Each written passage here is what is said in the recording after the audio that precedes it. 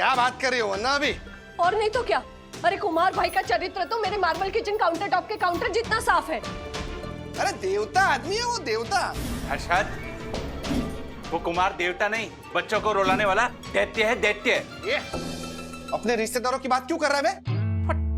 हर्षद भाई, I am sure कि वो आपके साथ बहुत अच्छे हैं, लेकिन विद्युत उनके साथ बिल्कुल भी कंफर्टेबल नहीं है। मन्ना भाई, विद्युत के प्रति आपका लगाव ठीक है, मैं समझता हूँ, लेकिन कुमार भाई के मामूली से हक को ऐसा बोलना राय का पहाड़ बनाने जैसा है। राज का एसएमएस आया है, विद्युत ने उसे एसओएस भेजा है। क्या? SOS? एसओएस? हाँ ज्योति भाभी, हमें विद्युत को हमारी मदद की जरूरत है। कहाँ है वो?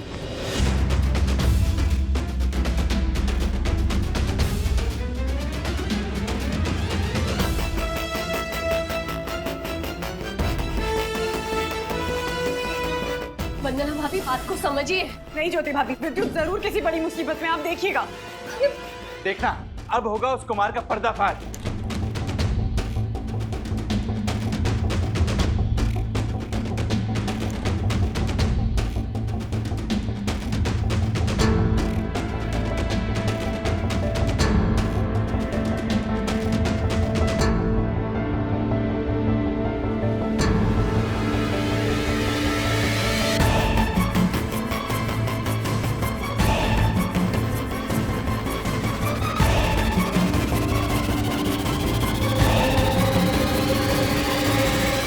प्रेम कुमार,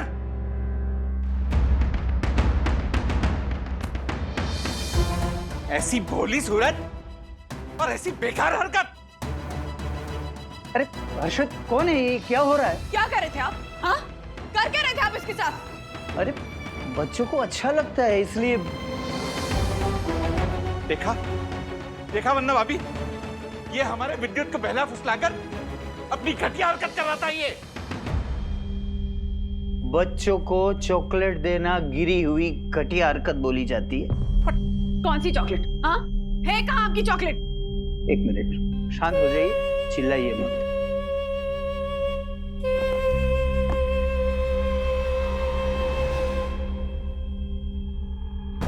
विद्युत को सरप्राइज गिफ्ट देने के लिए मैं ये चॉकलेट लाया। अभी विद्युत गलती से उसके ऊपर बैठने जा रहा था तो मैं विद्युत को गोद में बिठा रहा था। हर्षद भाई, ये आदमी झूठ बोल रहे हैं। इन्होंने खुद रात से कहा था कि आप इन पे आंख बंद करके भरोसा करते हैं, इसलिए इनकी ये हरकत कभी भी सामने नहीं आएगी। अरे मैंने कब कहा था? देखा वन्ना भाभी, झालर चुप हो, एकदम चुप। विद्युत यहाँ पर आ, इधर आ।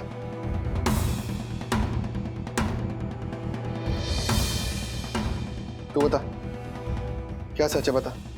हाँ विद्युत, बताओ ना, क्या वंदना आंटी जो कह रही है वो सच है? तुझे अगर कुमार अंकल के हक करने से प्रॉब्लम होती है तो तू मुझे बता सकता है।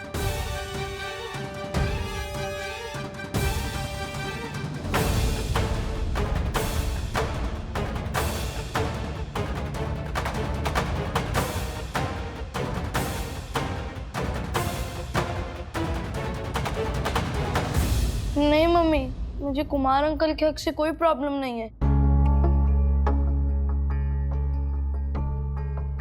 विद्युत, बेटा तुम डरो मत, कि सही दर्शन हाइट सोसाइटी का ऑनरेबल सेक्रेटरी तुम्हारे साथ है।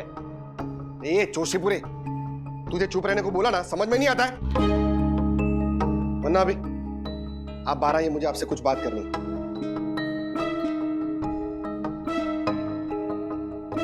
मैं भी आती हूँ।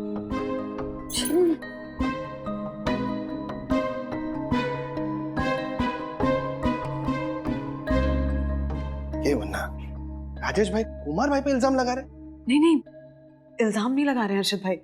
उल्टा राज तो आपके कुमार जी को समझाने की कोशिश करें कि विद्युत को ना उनका टच करना, उनका हक करना बिल्कुल पसंद नहीं है। वरना अभी आप और राजेश भाई ना बहुत बोले हो, तो विद्युत के इस नाटक को सच समझ बैठे। हमारे को तो ये समझ में नहीं आता कि झालर कोई आइडिया आते कहाँ से ऐसे। देखिए हर्षद भाई, वो वन्ना भाभी, मैं आप जैसे सन्नारी को इस मंदबुद्धि हर्षद के पीछे और परेशान नहीं होने दूंगा। ये झालर जबान संभल के बात कर। क्या करेगा क्या तू? क्या करेगा? ये गले लग रहा है तो के रघु भाई क्या कर रहे हैं आप? ये कर रहा है झालर। फोन फोन रघु भाई पागल हो गया क्या? चिंता मारूंगा। ऐसे चिपकता है तू? झालर हर्षद, सोच, जब तुझे इतना बुरा लग रहा है, चाहे विद्युत को कितना बुरा लगता होगा। बस हाँ बस, एक शब्द भी और सुनूंगा नहीं मैं। कुमार भाई विद्युत को अपना पोता मानते हैं, समझा तू? वरना भी बस आप भी ये बात है ना गांठ मार लीजिए और राजेश भाई को बता दीजिए। और जब तक कुमार भाई हमारे साथ में ना, आप लोग हमें अकेला छोड़ दीजिए, ठीक है?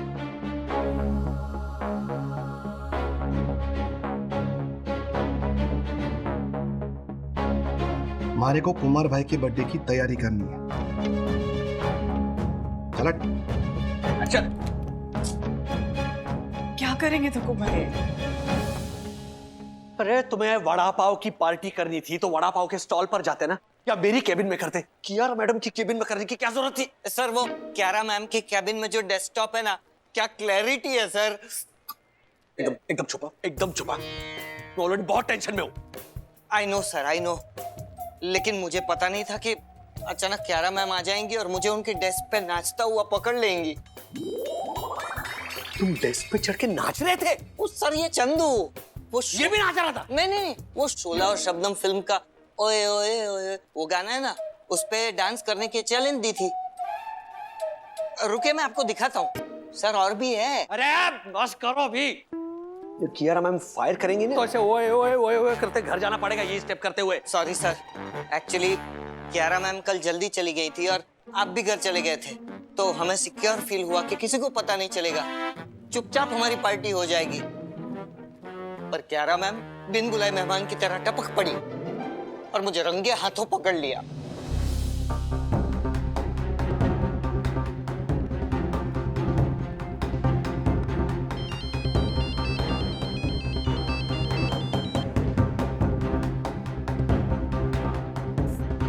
हर्षद, किचन में कौन गुब्बारे लगाता है? अरे मैं लगाता हूँ, अपने कुमार भाई का बर्थडे है।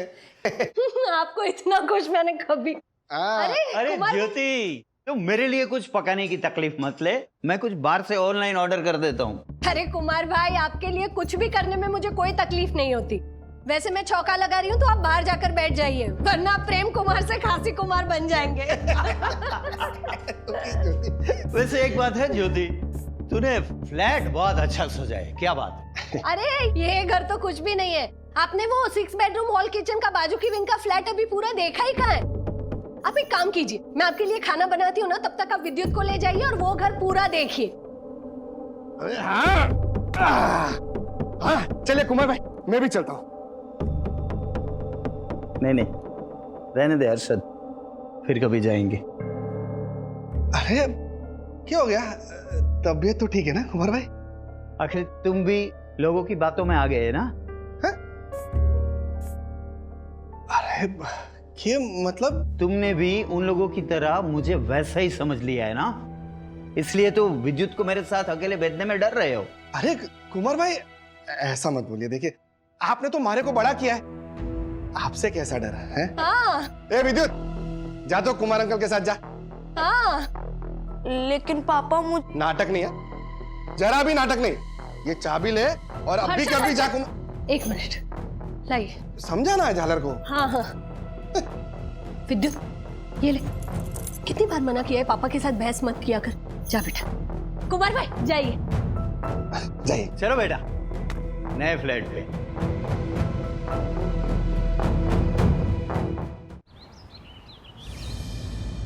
Hey, it's a nice house. Wow.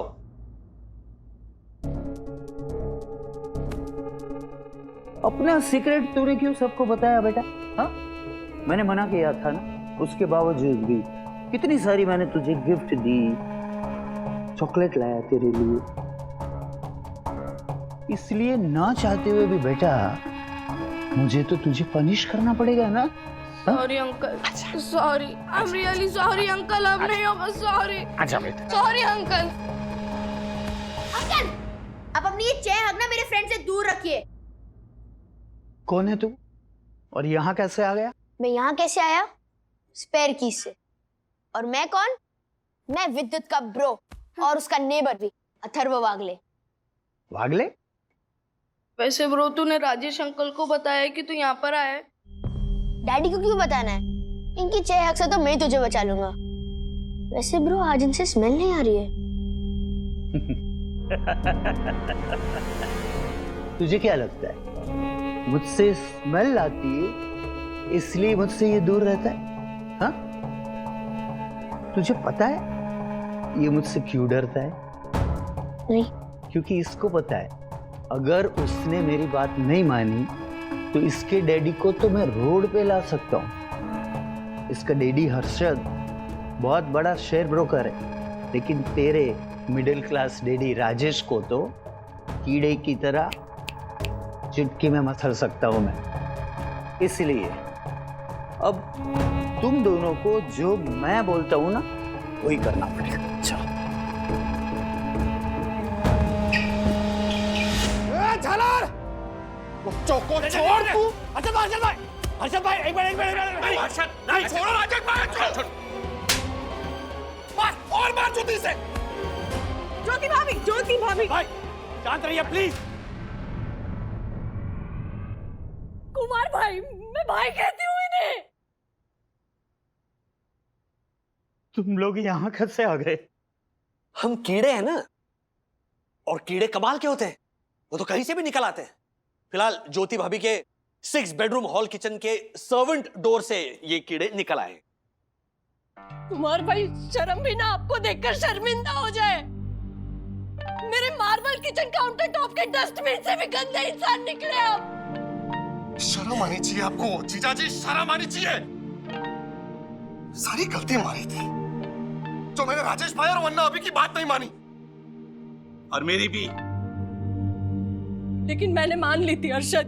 क्या मतलब? जब वंदना भाभी ने मुझे सारी बातें बताई ना, तो मुझे शक हुआ कि दाल में जरूर कुछ काला है। लेकिन मेरा शक यकीन में तब बदल गया जब मैंने विद्युत को इस कुमार भाई के डर से चुप होते देखा।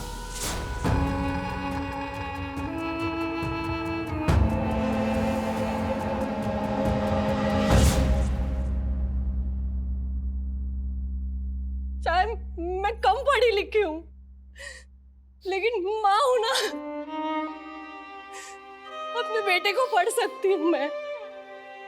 इसीलिए जब राजेश भाई ने मुझसे मदद मांगी ना इस कुमार भाई का पर्दाफाश करने के लिए, तो मैं बिना सोचे उनके प्लान का हिस्सा बन गई। राजेश भैया, मुझे आप पे और वंदना भाभी पे पूरा भरोसा है, लेकिन हर्षद नहीं मानेंगे जब तक हम उस कुमार भाई को रंगे हाथों नहीं पकड़ लेते। पता नहीं कोई जादू कर दिया है उन्होंने हर्षद पर। इसीलिए ज्योति भाभी, सबसे पहले हमें कुमार भाई के मन से ना उनके पकड़े जाने का डर हटाना होगा, और उन्हें और विद्युत को किसी ऐसी जगह भेजना होगा जहां उन्हें लगे कि उन्हें कोई डिस्टर्ब नहीं करेगा। एक ऐसी जगह है राजेश भाई। और फिर बहुत स्मार्टली ज्योति भाभी ने इस प्रेम कुमार को आपके इस नए फ्लैट में भेजा, और फिर आपको रिक्वेस्ट करके यहां पर लेकर आए, ताकि आप अपनी आंखों से देख सको और कानों से सुन सको बेचारा विद्युत क्या क्या झेल रहा है। अथर्व, तुम यहाँ कैसे हो? मम्मी, विद्युत ने मुझे मैसेज किया कि वो मुसीबत में, और मैं भागा चले आया। बस मैं दोस्ती का फर्ज निभा रहा था। SOS code. बेटा, thank you very much. Thank you bro. Any time. Harshad, Rajesh भैया और वंदना भाभी को चाहे हम इस कुमार भाई के मुकाबले कम वक्त से जानते हो, लेकिन मेरे लिए ना राजेश भाई और उनका परिवार भगवान से भी बढ़कर है। और जब हम एज ए पेरेंट्स फेल हो गए ना, तब राजेश भैया, वंदना भाभी और अथर्व तीनों ढाल बनकर विद्युत के आगे खड़े रहे। क्यों? राजेश भाई, सॉरी। वन्ना अभी, आई एम सॉरी। इस झालर के चक्कर में मैंने आप लोगों की बात नहीं मानी, और हमारे बेटे विद्युत की भी, और मेरी भी। I'm sorry हर्षद बेटे। एक लफ्ज मत बोलना, शर्म आनी चाहिए तुझे। तो काफी, तुझे तो मैं पुलिस में ही देता हूँ। राजेश भाई, वो एक्ट का नाम क्या है? POCSO act. लगाइए हर्षद, फोन लगाइए। आपको पता है पॉक्सो एक्ट मतलब जो बच्चों के साथ गलत व्यवहार करते हैं ना, जो चाइल्ड मॉलेस्टर्स होते हैं, उन्हें पुलिस डायरेक्ट जेल में डाल देती है। और सजा आपको पता है कितने? 20 सालों की है। केस वेस तो बाद में चलता रहेगा, लेकिन सबसे पहले तो पुलिस जेल में डाल देगी आपको। नहीं नहीं नहीं नहीं तुझे छोड़ूंगा नहीं मैं छलार। नहीं नहीं नहीं नहीं नहीं ऐसा मत कर बेटा, समाज में मेरी इज्जत है, मैं तेरे पैर पड़ता हूँ, ऐसा मत कर बेटा।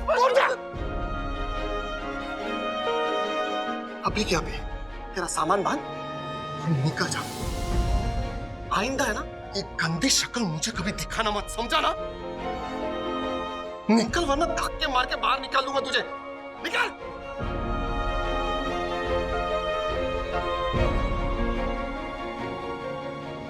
एक मिनट, इतनी आसानी से इन्हें नहीं छोड़ सकते।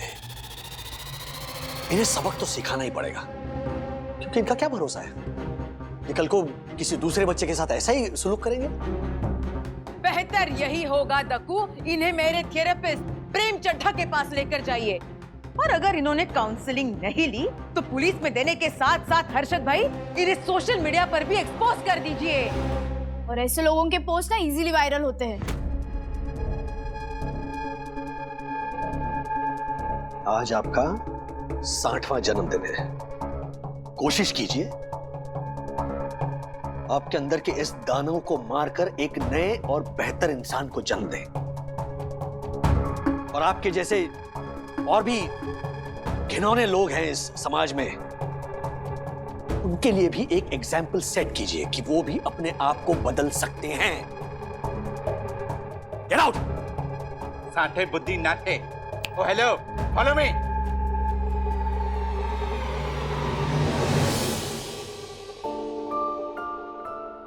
डैडी, मुझे ये नहीं समझ में आया ऊंचे अंकल का विद्युत को हक करना इतनी बड़ी बात क्यों है?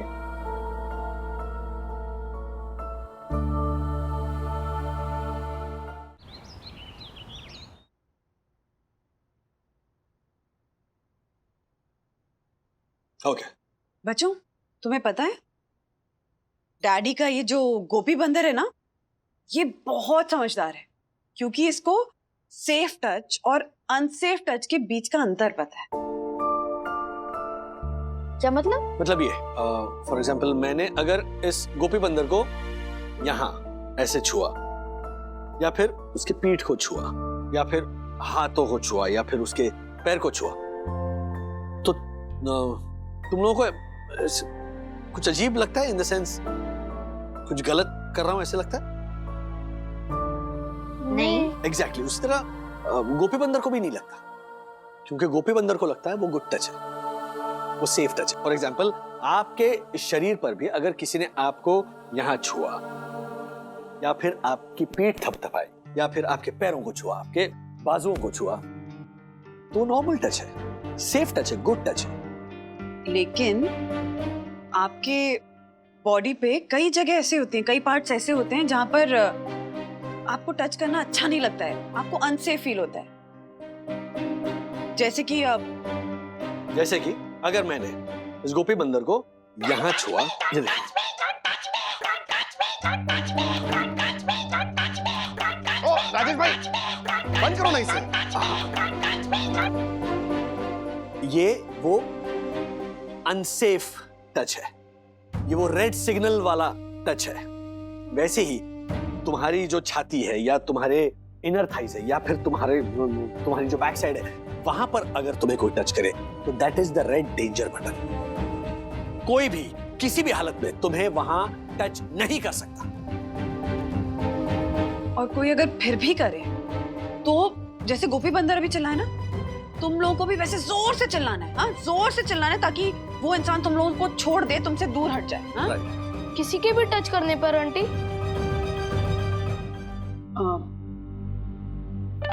नहीं बेटा, सबके नहीं।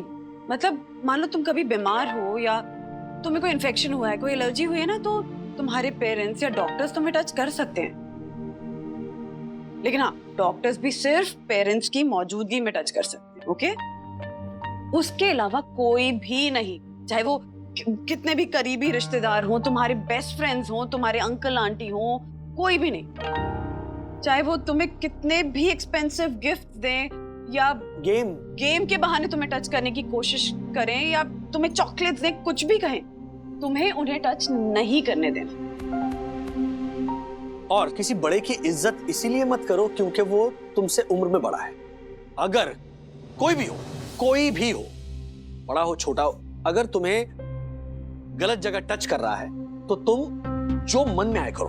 सबसे पहले तो पंच मारो, किक करो या फिर बाइट हिम, यू नो, और वहां से भाग जाओ।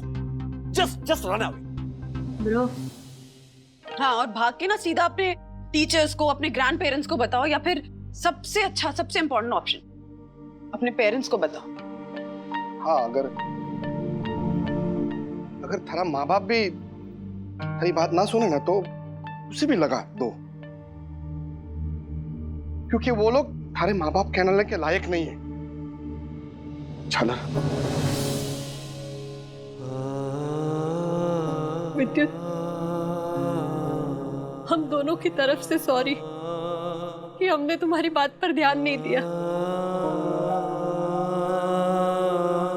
इधर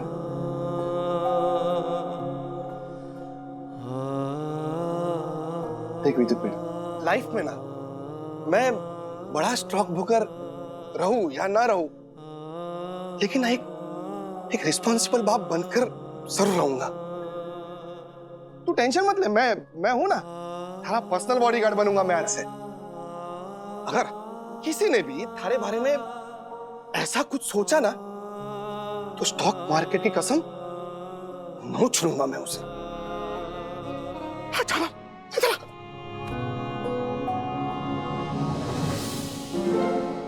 देखा राधिका, अपने राजू का ये फेवरेट आइटम गोपी बंदर कितना काम आया, है ना? 3 cheers for गोपी बंदर। Hip hip hip hip hip. विद्युत की समस्या का हल लाकर राजेश ने बहुत बड़ी जिम्मेदारी निभाई।